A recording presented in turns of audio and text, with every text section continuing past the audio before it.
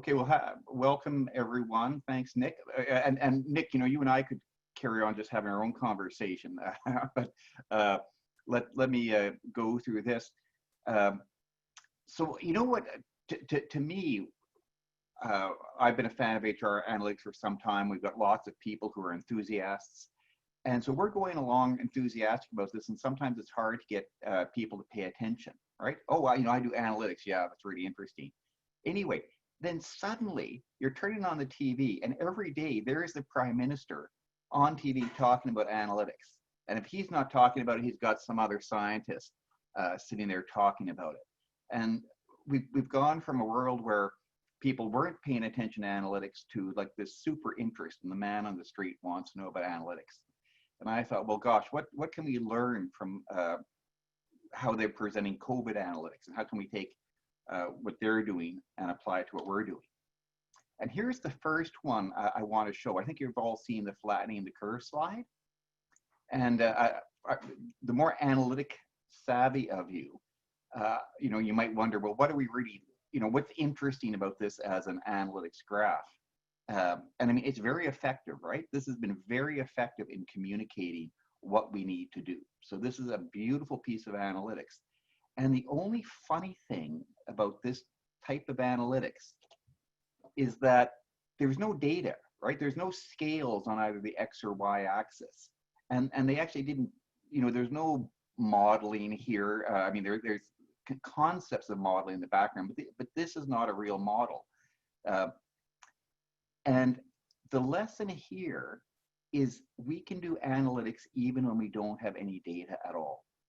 We just have to have an idea of how things work. And I think this is a curious lesson for those of us who, you tend to be absorbed in the data. And you think, well, maybe it's not really about the data. Maybe it's really about the message I'm trying to get across.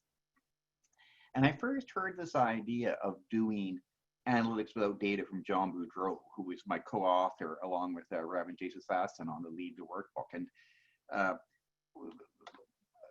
Boudreau used to talk, and still talks about this in HR analytics. And this is the Disney story, and some of you may have heard it before, but I'm going to take you through it. So here's the basic idea. Where do you want to invest in talent? So you're Disney, this is a true story, and they say, should we invest in Mickey Mouse? Right? So we got a bunch of people trained to be Mickey Mouse. And that's a really important job. And so that's why this green line is so high on the strategic value chart, because yeah, people come to Disneyland to see Mickey Mouse. The other job we're looking at is the sweeper. Not nearly as strategically important. That's the blue line, because no one goes to Disneyland so they can see the people sweeping up the garbage that all the tourists are leaving behind. But Boudreau's sort of analytic insight is that if you look at this curve, of this performance curve, basically, the worst Mickey Mouse is actually not that much worse than the best Mickey Mouse. And that's because they have stringent standards for hiring, training, how they need to behave. So when you go to Disneyland, it doesn't really matter if you bump into the best Mickey Mouse or the worst Mickey Mouse. They're pretty much all the same. And so if you're HR, there's not much reason to invest in making the worst Mickey Mouse better. Whereas just the opposite on the sweepers, the best sweepers actually get involved in customer service and can make a difference to your trip there. The worst sweepers are just staring down, sweeping garbage and have no impact on your experience. So, but people ask, oh, I love your analysis, Dr. Boudreau, but I don't think we have the kind of data that we could produce these kind of curves. So we theoretically, we love what you're doing, but practically speaking, we can't do it. And he said, no, you don't need the data. This is just conceptual analytics, right? And how do we know about this curve? Well, we talk to people at Disney and who know these jobs, and they say, yeah, this kind of makes sense. We know this is basically true. This illustrates a concept that's going to guide where we make our investment in talent. We're going to invest a lot more in training the sweepers because we can move the worst up towards the best. So I thought that was really interesting to illustrate the idea that conceptual analytics can be an important tool. So that's lesson one from COVID, and it ties back to this stuff from my buddy John Boudreau, who did this great work. A second thing that struck me is how fascinated people were with just getting the basic numbers. Every day you want to know how many cases, how many deaths, how many recovered. Um, and you think, well, why are people so fascinated with this? And it's because it's really relevant data. It's relevant to what people are doing. They're trying to make sense of this crisis. And if if you present basic data that is relevant to your business leaders, then they'll already care. It doesn't have to be sophisticated. And this is one of the things Nick said. You don't have to do necessarily sophisticated stuff. If you do simple stuff that answers a question that they're worried about, they'll be really, really interested. And the kind of things that they're really interested in is like, well, how many infected employees do we even have? And it doesn't have to be a precise number, but they're sitting there and they have no idea. They would love to know. How many people do we have working from home now? This is a real one. How many of our employees, this is just at the start of the crisis from a company in Ohio, and they discovered they'd actually, even in their small operation, they had 12 employees who'd been on cruise ships in the past couple of months. And that was very helpful for them. So the information doesn't have to be precise. It doesn't have to be sophisticated. It just has to help them with something that they really are concerned about. That's how you get their attention. There's a Hubbard who wrote a great book called, I think You Can Measure Anything, talks about in terms of reducing uncertainty, right? So that the trouble is, as you're trying to understand the crisis, if you have no idea how many infected employees is it, do we have one? Do we have any? Do we have 50? That becomes really helpful to them. It just reduces the uncertainty. And that's often what people are looking for from data. It doesn't have to be precise, but you go from having no idea to having some idea. Now, of course, there is a role for advanced analytics, and we've seen a lot of sort of great advanced analytics. And I think you'll find there's a new interest in advanced analytics and simulations, right? These are basically projection simulations because people have seen all these things done around COVID. So there may be a new appetite for this, and you may get funding for doing some of this kind of thing that you wouldn't have got before. One lesson I take away from this advanced analytics, though, that we've seen is that these people have way better resources and often better data than we would have in our own companies. And even then, the projections are all over the place, and we've seen how they've changed over time. And the sort of shaded areas here are the uncertainties, like the degree of uncertainty. So if you are going to do advanced analytics, any kind of predictive analytics, you want your audience to go in knowing, yeah, there's a lot of uncertainty. This helps us get a better handle on things for sure. But let's understand the nature of these kind of models, that they have a lot of uncertainty. They're very sensitive to the assumptions we make. While this kind of data is interesting, let's look at this next one, which is similar but way better. So why is this one way better? Because the first slide was just giving us an overview will show us what's happening. That's great. This one is very action oriented. It's saying, if you see the horizontal green line there, the ICU beds available, they're saying this is how many ICU beds we have. This is how many we think we're going to need. So this particular analysis answers a specific question. How many ICU beds do we have to add in order not to be overwhelmed? And that's another thing we should always try to do with analytics, is that not just say, here's some interesting information. Ideally, we're in a position to say, you wanted to know, do we need to add ICU beds? Here's our analysis, and the answer is yes, and this is how many.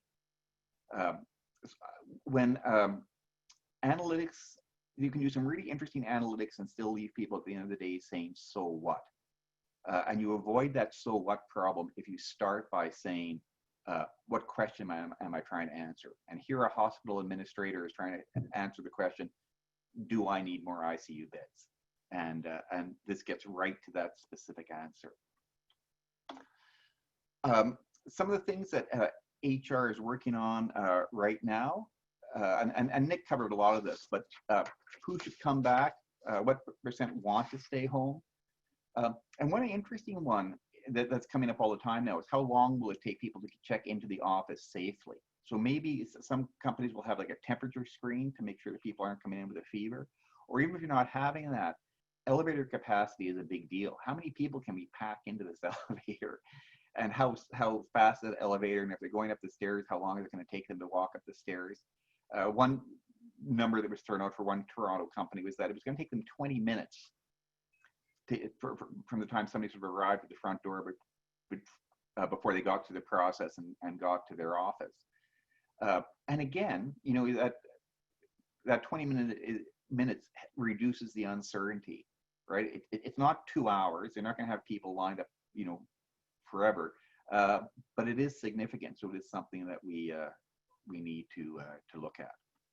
So this is these are just some of the things I'm hearing from people, and these are all new questions, right? These are not, you can't go into your HRS and pull out this data. You have to scramble around on what I call a data safari to find this kind of thing, but it's all really relevant to leaders right now. And again, if your answers are approximate, they'll still be very happy with that. What you could be working on, one of the things I find most interesting is this idea that now that we're doing everything online, the system sort of automatically tracks what you're doing. And I don't know if anybody has used Microsoft Workplace Analytics, and I haven't, and I've heard people talk about it, but I haven't actually seen it. But one of the things that it theoretically does is, and by looking at your emails and your calendar and so on, and where you're spending your time, they'll create metrics on focus, well-being, networking, and collaboration. So this is just sort of built into Office 365 if you're a corporate client. And say, well, that's really cool. But what's super cool is not just, isn't this interesting that it's giving me this kind of feedback? It's the same thing you get on your smartphone where it talks about the screen time and such, you know, how you've been using your smartphone. What's really interesting is that if you had this pre-COVID, it'd be really, really interesting to look at people, how these metrics were pre-COVID and post-COVID. And I think, and that would begin to raise some really interesting questions. So, you know, if for the people whose focus went up, you think, what was it? Why did their focus go up once we got them out of this office? For the people whose focus went down, why was that? You know, has collaboration gone up? It's gone up for some people, down for others. Why is that? Is it good? Is it bad? How do we facilitate that? So to me, this is one of the most interesting things you could be working on right now if you happen to have this in place. If you don't have it in place, it's a kind of window into the future. We're going to have more and more occasions where we have this kind of data that's just being collected as a matter of course. And it's going to create some really interesting opportunities. So just to wrap up, I think we can learn a lot about what business really wants from analytics by observing a crisis where everybody wants data. So as you know, and the crisis is not over. We may well get a second wave, as was mentioned. So keep an eye on the kind of data people want, what data they remain interested in, what data they lose interested in, how that data is presented. Some of just reiterating the lessons that I shared in this. One is that the surprising when analytics can be useful even without data, just this whole idea of analytical models to present an idea. Relevant data that reduces uncertainty is loved, even if it's basic and rough. And yes, there are times you want to pull out the big guns of forecasting and predictive analytics. You need to understand the limitations of it. But this might be a great time to get, as I say, to get some backing to be able to do that kind of stuff now that everybody's been seeing it on TV every day. And ideally, your data directly informs action. In other words, it's not just, well, here's a bunch of interesting data we gathered, but that it's trying to answer a specific question. So Julia, that is it.